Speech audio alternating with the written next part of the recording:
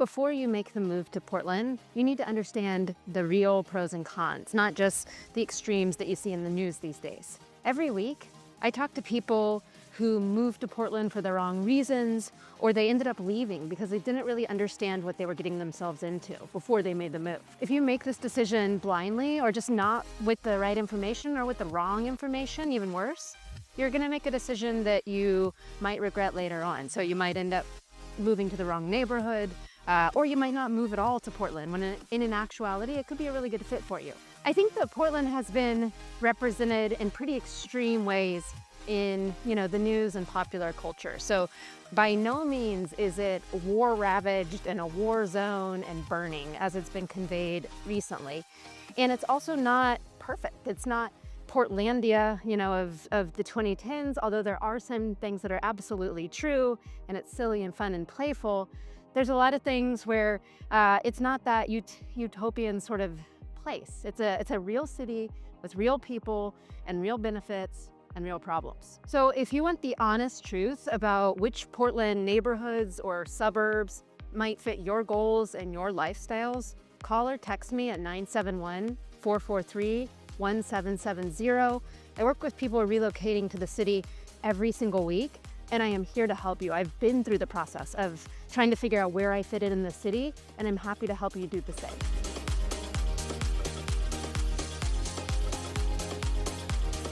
When we look at the facts of Portland's walkability, it's actually ranked the 13th most walkable city in the United States. So not only are you gonna have lots of people out on foot, lots of sidewalks, especially on the east side, but you're also gonna have things like bike trails, protected bike lanes in the city. And so with walkability comes, access to your local coffee shop, your local library, your local schools, things like that. But it's also, there's good ways to get around the city besides having a car. So for example, taking public transportation, hopping on the Max, using your own 2 feet, riding a scooter and scootering around town. There's many ways to get around and see your city. And each neighborhood in Portland, there's 93 micro markets, so 93 micro neighborhoods within the city. So there's like cities within cities within cities.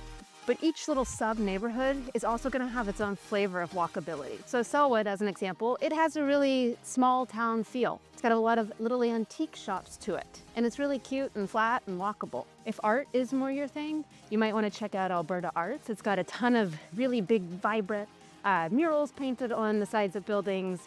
It's got a bunch of art galleries. On the last Thursday of the month, there's a street festival that celebrates artists and local vendors. So again, walkable, but with a slightly different take from Selwood. And then last up, Northwest 23rd is another super walkable area of town, neighborhoods like Nob Hill around there. That's actually where we're walking around right now. And what you find here is a lot of like 1890s style Victorian architecture, which is really interesting and beautiful in its own right.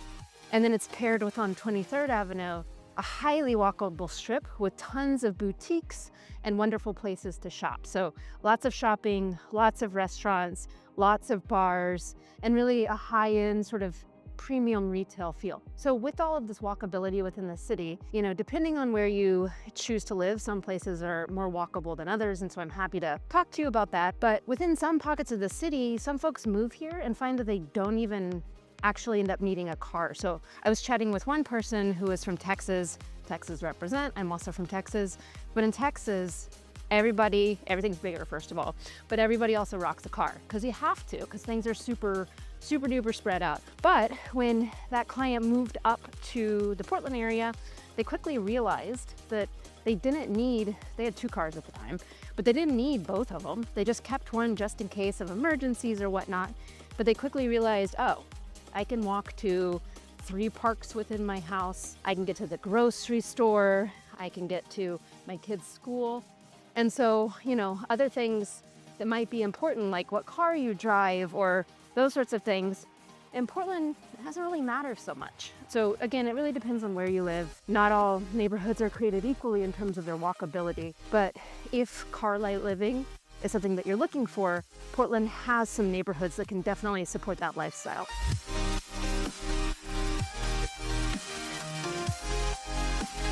Another major benefit of living in the Portland area is the ability to access multiple types of nature literally at your doorstep. So on the west side of the city, we have Forest Park, which is 5,200 acres of forest land, basically right on the outskirts of Portland. It has over 80 miles of hiking trails. So if hiking is your jam, if you want to commune with nature, if you want to go look for mushrooms, there's a lot of options for you within Forest Park. If skiing is more your jam, you can get to Mount Hood. It's about an hour and a half away. You can get all your ski and snowboarding dreams in. And if you like to sled with the kids, that's also an option. And then for me, one of the biggest draws of living in Portland is that you can access the coast and the Pacific Ocean within about an hour and a half. A lot of the coastline on the Oregon coast is public, so you can actually access the beach, whereas a lot of the coastline in Washington isn't so public. And so that was a major benefit of when I moved from Seattle to Portland, was having access to the beach so easily. So when you start to think about all of these things together with Portland, you have access to the forest, you have access to water and the coast, you've got a river running down the middle of the city, you've got lakes nearby. There's literally, you have access to all of the best types of nature within an hour and a half max from your doorstep. So the Pacific Northwest, it's like a outdoor lover's playground. So, whenever I have family or friends who come visit me and they're not from this area, I have to help them pick up their jaw as we drive through the city, and there's just massive trees and access to greenery and access to water.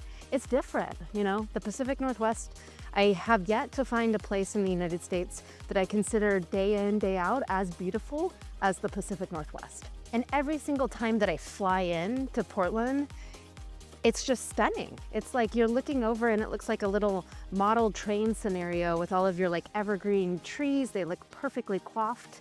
You've got the mountains, you've got Mount Hood popping out, you've got snow on the mountain, you've got the water, right? It's hard to beat in terms of the natural beauty of this area.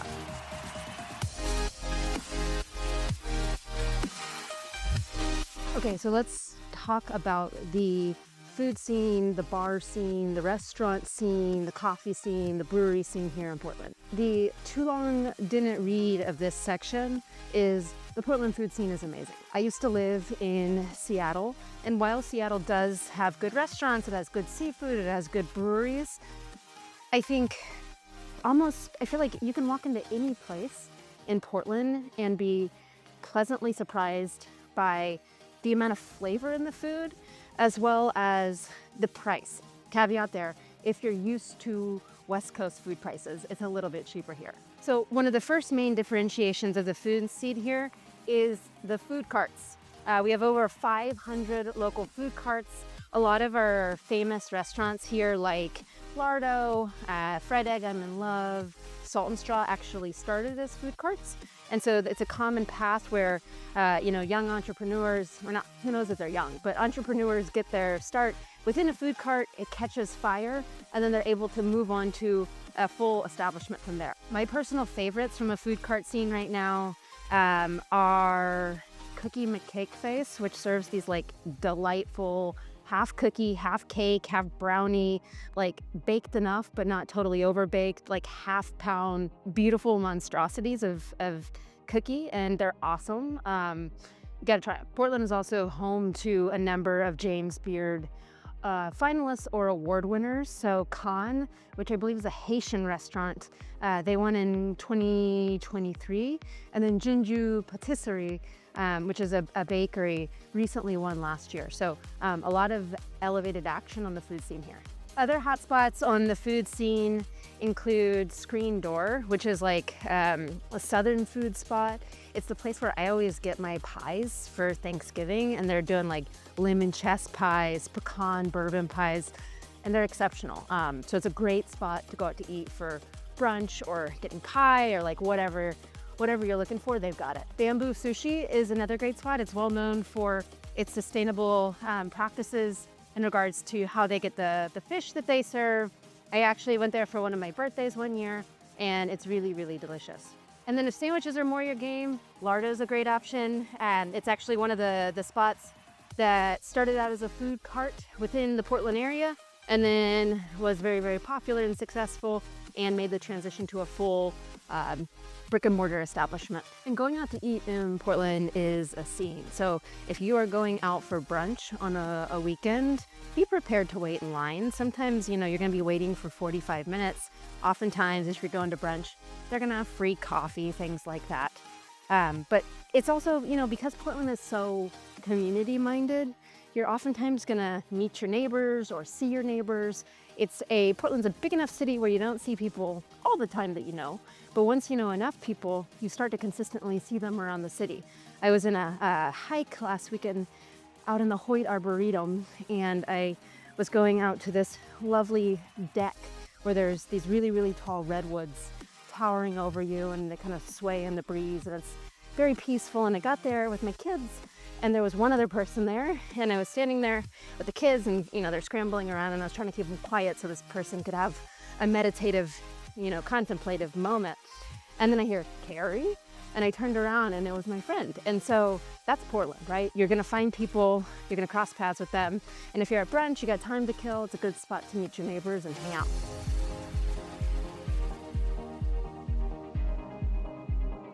Another major pro of living in Portland is the lifestyle balance and sort of the community integration into the day-to-day experience of living here. So the context on my point of view on this is that I moved from Seattle, Washington about 2 years ago down to Portland.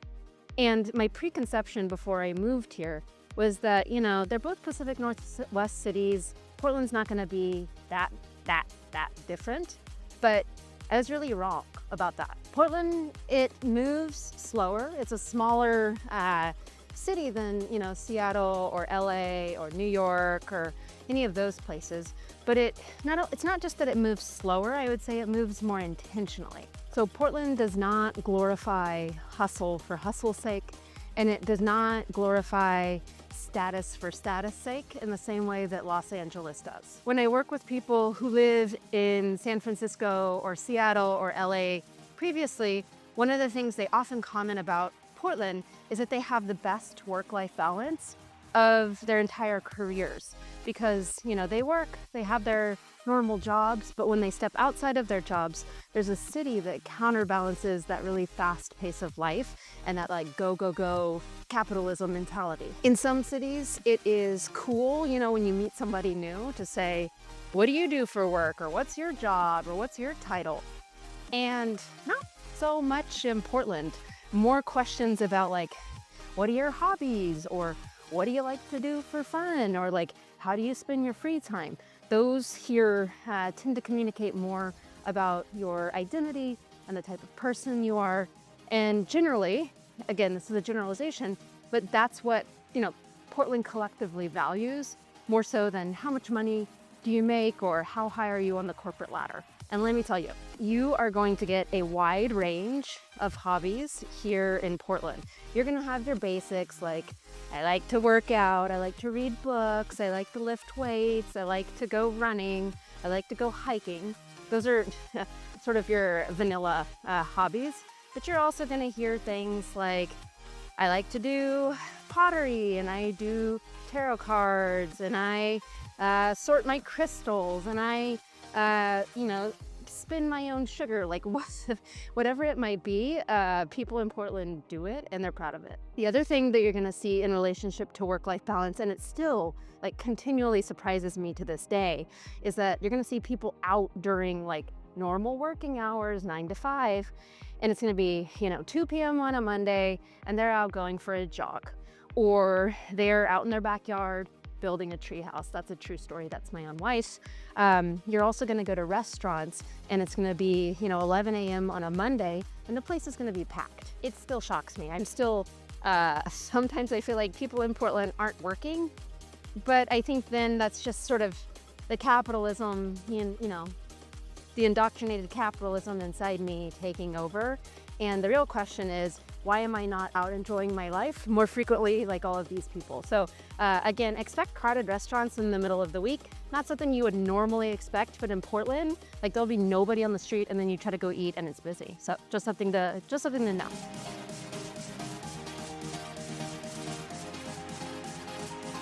First up is the rainy and the gray. When I was, thinking about filming this, I was like, oh no, like what happens if I go out and it's blue skies? Because we do get blue skies at this time of year, but I wanted to film on a day that captures what it's like here a lot during the winter. So from about October to June, you're gonna see about 150 days of rain total throughout the year. That's concentrated from that October to June timeline. And it's not like, I'm from Texas, it's not like, heavy downpour, flash flooding style of rain at all. That's not what I'm talking about here. But I'm talking about more of this like overbearing, low clouds, gray skies, misty type of rain where you can literally drink like, I don't know, 4 cups of coffee and like it doesn't feel like it affects you because it's just so gray outside and you don't know if it's 10 a.m. or 4 p.m. So something that we often say up here is that summer doesn't actually start until July 4th or after July 4th. That was more true when I lived in Seattle, where the weather is even, the sort of grayness is even more pronounced, I would say, than Portland. But it still is often true in Portland. So there can be, in June, you can be expecting, nice weather. You think it's classic summertime, but we call it like the June gloom here. And oftentimes you still might be rocking like your fleece or a light jacket, and at night it still might be chilly. So just something to be aware of from a weather perspective. So if you tend to get seasonal depressive disorder or seasonal affective disorder, SAD, one thing that we oftentimes recommend for folks as they move here is getting one of those big lights, the happy lights, if you will, that blasts light in your eyes and helps you wake up and helps set your circadian rhythms correctly and helps boost your vitamin D. So that is one way to sort of counteract the overarching grayness that can be very, very present here and very real. 2 other notes on the weather. Although it does rain a lot here, nobody, and I mean nobody, carries an umbrella unless it's like a torrential downpour, which maybe happens once a year. Like I'm talking like, we don't get thunderstorms here. Like a thunderstorm in my house is an exciting event. Everybody loves it. We're all listening for the thunder. We squeal when it shakes the windows. It's a big deal. They don't happen here. So nobody's using umbrellas. If you see people with umbrellas, it's typically in the touristy places and they're tourists. The other thing to know about the weather here is it's like you're paying the rain tax so you can get the green, right? And what I mean by that is, yes, it rains a lot around here. But the benefit of that is that everything is green for most of the year, right? I'm filming here and this is mid-January. This is like the peak of nothingness. And you can see the amount of green around me. And I've lived in other places outside of the Pacific Northwest. And, January can be kind of drab. And then the summers can be pretty drab too, because there's not enough rain and everything kind of dries and it shrivels up. And so what you get, for having so much rain is you're going to have really consistent greenery around you, which can help to offset some of that, depressing feeling when the weather isn't so great.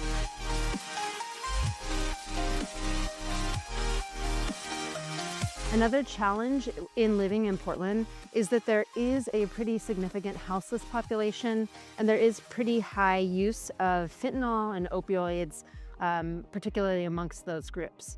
So when people move to Portland, one of the questions they often ask is, okay, is it spread evenly throughout the city, or there are more pockets of, certain areas where this is more common than others? And the answer is that there's absolutely pockets. It is not evenly distributed within the cities.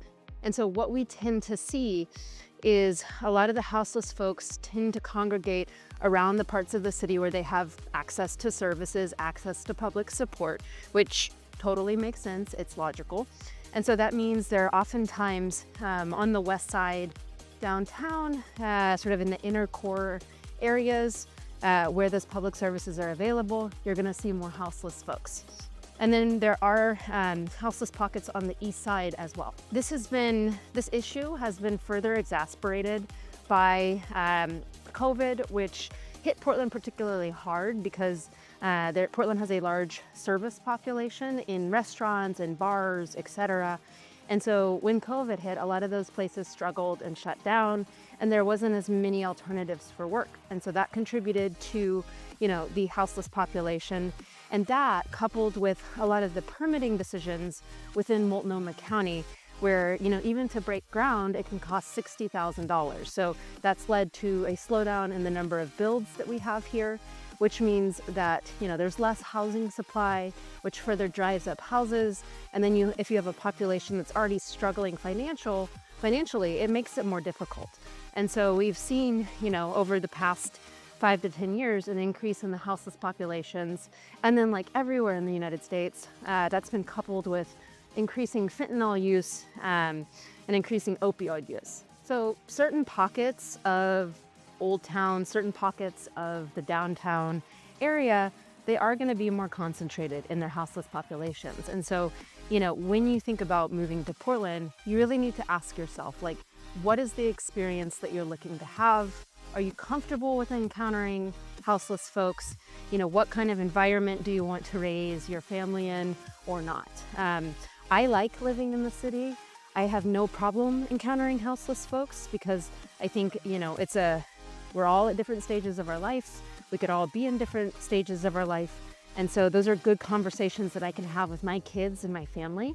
But some people don't have that level of comfort, and that's okay too. And so it's really more about understanding, who you are, where you're at, what kind of experience you want to have, and then working with someone who can help you find pockets of the city that will be most appropriate for you. There's absolutely no right answer here. This is something, being totally honest, this is something the city of Portland struggles with. And the citizens, we've, voted over and over again to increase funding for a lot of the houseless programs and ways to support, folks as they struggle with finding, consistent housing and consistent, drug use support and things like that. And it's not working. And so Portland is very much actively engaged with trying to solve the problem. The population of Portland very much wants to solve the problem and wants to find an answer that supports, houseless folks as human beings, preserves their dignity, doesn't just shuffle them from one area to the other to keep them sort of out of your backyard or my backyard. But being totally truthful, it's hard, and you're gonna encounter it here, and it's just something to be aware of.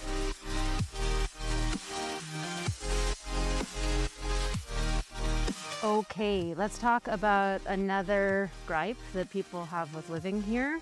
It's one of the everybody's least favorite subjects, death and taxes. We'll talk about the tax part. So Oregon has a state personal income tax. It ranges from 4.75 to about 9.9%, depending on your income level. So that's your starting point. If you make over a certain amount, I think it's 125K, there's also going to be a 1% metro supportive housing tax on top of that. And that was passed in January of 2021 in order to help support around some of the houseless issues that the Portland metropolitan area deals with. It's one of the ways that voters are trying to make change with regards to the houseless populations. And then most recently, Portland, Multnomah County also passed the preschool for all tax, which can be 1.5 to 3% additionally, depending on your income. And as a parent, I really love this. Basically what the tax is it covers for kids age 3 and older from the time they're in childcare to the time they go to kindergarten. The kids get to go to pre-approved schools that are subject to additional scrutiny and regulation, and the teachers need more training and have a little bit more management on top of them. This tax allows people to send their kiddos to preschool for free. My 3 kids benefit from this. Currently, it's a lottery system, but Multnomah County is trying to get to a place where all children of this age are covered. The goal here is to both provide, a certain level of care for all children in the county, and also supporting parents who might not, have flexibility with their work schedules and absolutely need to send their children to a childcare facility, but they can't afford it because childcare here is expensive. So this is Portland's solution for making education more accessible for all. Income earner, and you're at the 9.9% bracket. You've got the 1% supportive tax on top of it and 3% preschool for all. Suddenly you are sitting at about 14%, and that's not talking about any federal taxes on top of that. So for some local contrast, if you compare this with Vancouver, Washington, which is just across the river up north on size from Portland, they don't have, in Washington state, they don't have a personal income tax. So right out of the gate, 9.9% if you're a high income earner, it's gonna be cheaper to live there. The cost of living is also cheaper in Vancouver than Portland. The houses are bigger, it's more sort of suburban feel. So, you know, if you want Portland, but you can't afford the prices or don't want to pay the taxes, Vancouver could be a good option for you.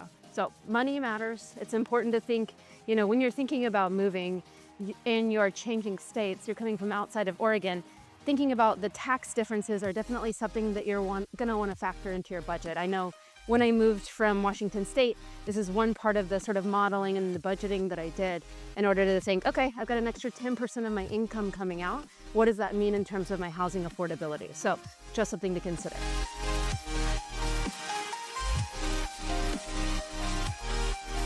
All right, so last up on the list of cons is traffic. Now, I know that everybody likes traffic, so nothing really to report here. For real, Portland has some traffic, and you're gonna wanna think about it when you're planning to move here and you might have a commute. So about a year ago, Portland was ranked 7th worst city in the United States for traffic, which is surprising considering it's kind of small compared to a lot of bigger metropolitan areas in the United States. With the traffic, I-5, that's our major north to south highway through the city. It is responsible for a lot of the traffic and congestion. So although Portland kind of ranks poorly for traffic, the good overall news is that the average commute time in Portland is about 25 minutes, which ranks at actually the bottom third of the list of like 49 different metros for commute times. And it has on average less fatal car accidents than other major metropolitan areas. So while it is congested, that doesn't mean that, you know, the commute times are LA commute times or even Seattle commute times for that matter. Good news on the traffic and the infrastructure side though, is that Portland is making investments in its infrastructure to improve it and relieve congestion. So our airport was recently renovated as about a $2 billion renovation. And if you haven't been in there, you should check it out because it's really beautiful. You've got live trees, you've got extensively like woodworked ceiling. It's actually, quite honestly, the most beautiful airport I think that I've ever seen. And of course, we have the very classic Portland carpet in the airport. There's even an Instagram account specifically dedicated to this particular style of carpet. So check that out. The other thing with traffic in Portland that you have to be aware of when you're thinking about relocating here is the bridges. So in downtown Portland, we have the Willamette River, and there are 12 bridges that cross the city from east to west. And so, you know, depending on where you live and depending on where you work, the bridges can significantly impact your commute time. So what looks, you know, on paper or on Google Maps, like it should be a short little ditty bop across the river, just 2 miles away, no big deal.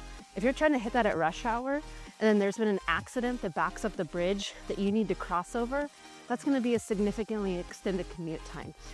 So when you think about your commutes here, you're gonna wanna think less about the overall distance and more about the time of day that you're gonna be trying to make the commute, as well as, you know, when are you crossing east to west, how many bridges do you have to navigate, and things like that, because those are, in the end, more important determinants of what your commuting experience is gonna be like in the city.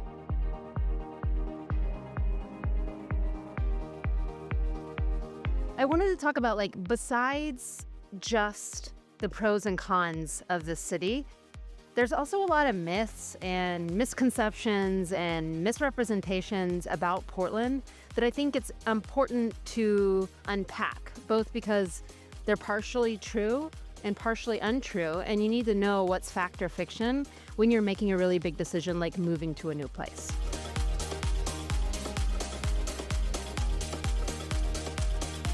So myth number one, or misconception number one, is that Portland is still Portlandia.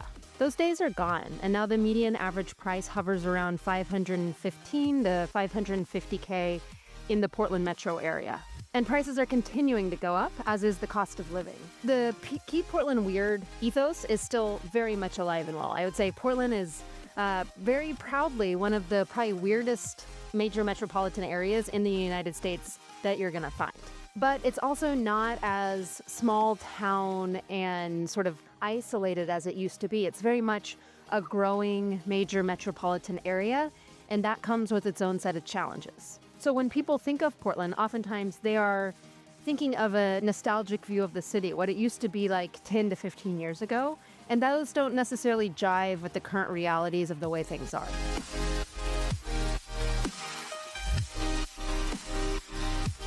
Myth number two, Portland residents, they're all super friendly and welcoming. So this one is really going to depend on your lived experience and where you're coming from. Portlanders as a whole are quite polite and community oriented.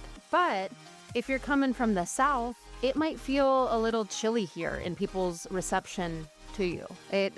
Like Seattle, we have what we call here the Portland freeze, where people are very polite, people are very friendly.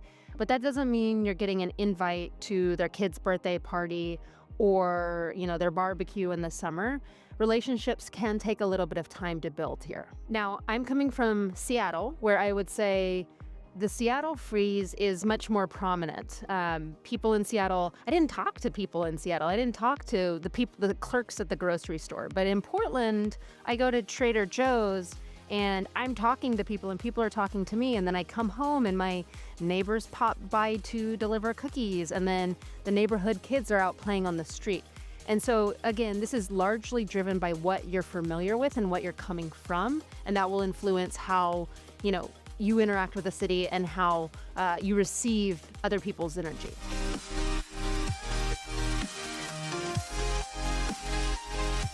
Next myth is that Portland is a progressive paradise and it has no problems. That's wrong. So Portland is a progressive city. So if you fall along the lines of more conservative ideology, or you just don't like being around more progressive ideology, living in Portland might be a struggle. However, among the left-leaning folks of the city, I think there is a divide of folks that are further left, thinking sort of the central left is not left enough. And then there's other, criticisms of other people of being performative in terms of their wokeness or their, political performance, if you will, especially as it relates to issues around race and gender and different forms of inclusion. So if you're expecting a, fully progressive environment, completely devoid of any form of microaggressions, Portland's probably going to disappoint you. Again, it'll probably be better than a lot of cities in the United States, but it is definitely not perfect. And there's also, people really struggle here with houselessness. There's a large houseless population, and there's a lot of politics around those groups of people. And so there can be really strong opinions that lead to conflict over how to best support those neighbors that don't have homes and what to do there. So while it is progressive, it is not without problems.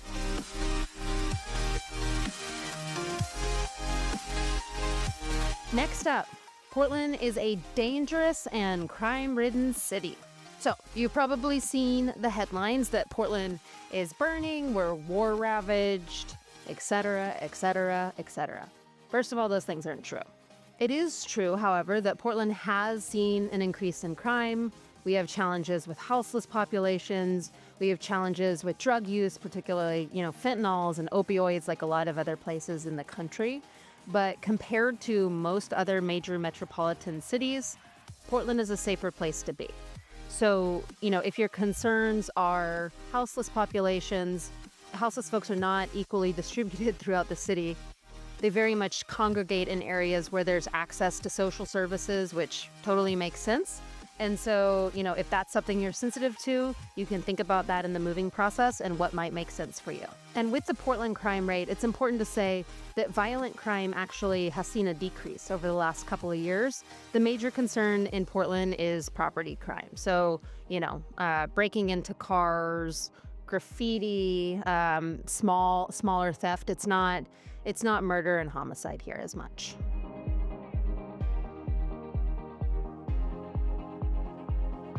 Last myth about Portland is that there's no night scene and everything closes at 7 p.m. and everybody's in bed by 9 p.m. and it's boring. So it is true that Portland does not have a 24-hour, 7-day-a-week bar and club and nightlife scene like, LA or San Francisco or some of our West Coast city sisters. But Portland does have a very vibrant brewery scene and bar scene and club scene and music venue scene. It doesn't mean it's going to be open all night, but there are plenty of places to go out with friends, celebrate, see live music, and stay up too late. So if you're looking for mega clubs, that's not really Portland's vibe. But if you want world-class beer or world-class non-alcoholic mocktails or intimate live music or, silent reading clubs, like whatever your way to go out and experience the world is, as long as it's not just like pulsing nightclubs where you're up at 5 a.m.,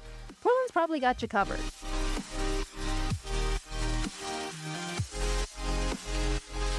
So when I think about who Portland is right for and who Portland is wrong for or not so right for, the number one people, or the first group of people actually, not the number one, but the first group that come to mind with it being a good fit are people who love the outdoors and also don't mind getting muddy, right? Here you're gonna have access to water, mountains, forests, hiking, fishing, boating, skiing, snowboarding. All of that is very, very accessible. It's about, an hour and a half tops to get to any one of those activities. But, because of the weather, and the rain, sometimes it's going to be muddy outside.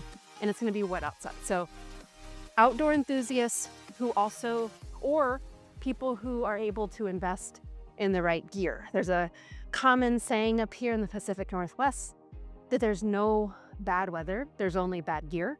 And so, that's something I had to learn coming from Texas and being like, oh, these hiking boots, they actually make a really big difference in the experience. Or, oh, buying a good rain jacket is important. So be ready to invest in your weather gear. And if you like the outdoors, probably going to be a good fit. Next up is remote workers who want a 15-minute city experience. So what I mean by this is in Portland, there's kind of a running joke that you can get anywhere within the city within about 12 to 15 minutes. And so if you want to live in a city and you work remotely, but you want to be able to access the city regardless of where you're at, Portland is super flexible in that aspect. So it can be a really nice way to have access to all the quadrants of the city without a long drive. If you're moving here and you have a young family and the suburbs are more your vibe or your scene, we've got great suburbs with strong schools and, more space and bigger houses and newer houses. So, look at things like Beaverton or Hillsborough or Lake Oswego or Westland or Happy Valley. They can be great options kind of depending on what you're looking for. So as equally important, if not even more important, is who would I have concerns about moving to Portland and it being a good experience for them? So first up is sort of hustle culture people. So if you love to hustle, if you love to grind, if LA's go, go, go, or New York City's go, go, go sort of mentality is what you're looking for, you might be bored here. It's going to be a little bit quieter than that. It's a slower, more intentional pace, less driven by status or money or titles. So that could be something to look out for as a red flag. Next up, if you need sun, like vitamin D from the sun is like central to your identity, it's central to your well-being. All you want to do is lay out and sunbathe. I think you probably already know this, but Portland and the Pacific Northwest in general are probably not for you. I mean, look around, look at this video. It's cloudy, it's overcast, it's cold.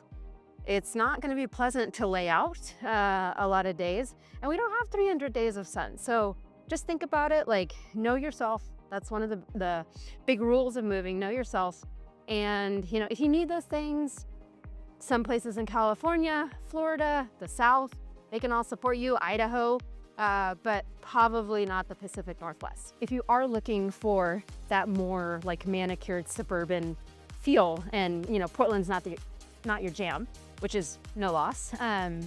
There are suburbs around here though that will be a good fit. So look at Lake Oswego, look at West Lynn, right?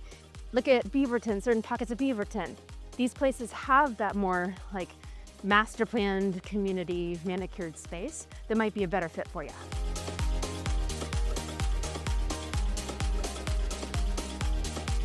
So when I think about Portland, I think about a city that is in the midst of a transition, which means the pros and cons that we have today aren't necessarily going to be the pros and cons in a couple of years from now. You know, with Portland, it was hit especially hard in COVID.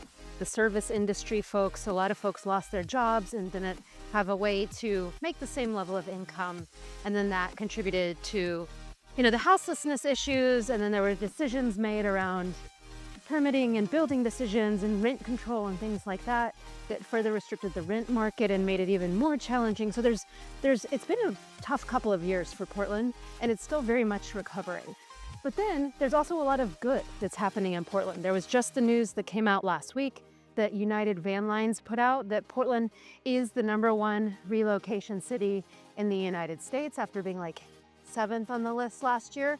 So people are recognizing Portland as a place that has wonderful access to the outdoors.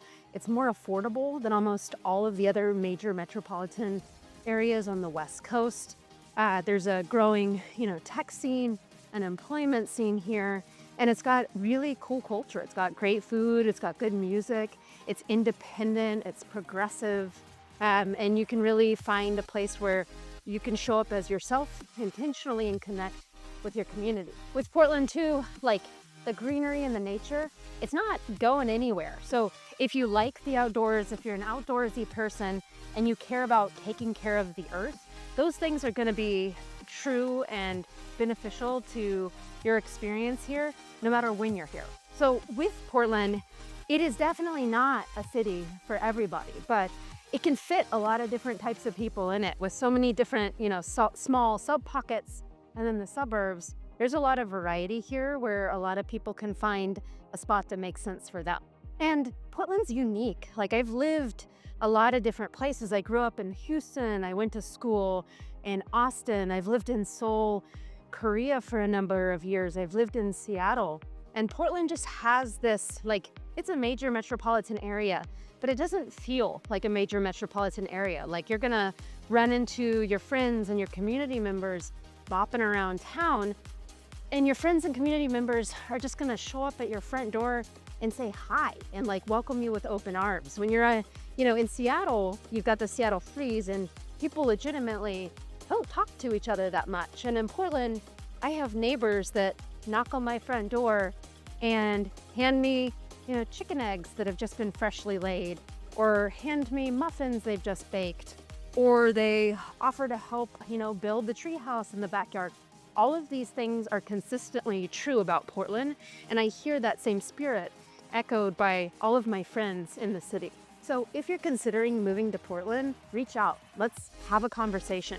I want to hear what is important to you, what you're looking for, you know, what kind of spot would be your ideal next place to live. And based on that, I can help come up with some recommendations of at least first places to look at. And then from there, you can start to narrow it down and find just the perfect spot for you. So if that's of interest, give me a call. My phone number is 971-443-1770. And I would love to help you out. Talk soon.